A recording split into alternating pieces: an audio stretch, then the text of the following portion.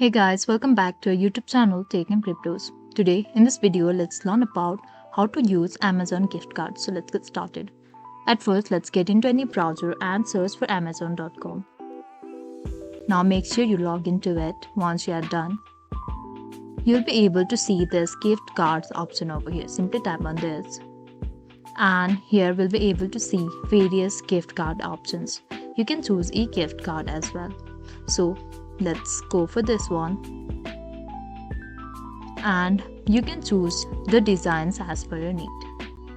And once you are done, you can choose the amount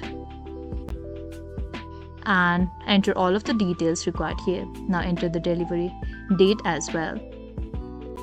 And after you are done with all of this and you have decided to buy it, simply click on buy now. Before that, make sure you enter the email address of your recipient as well.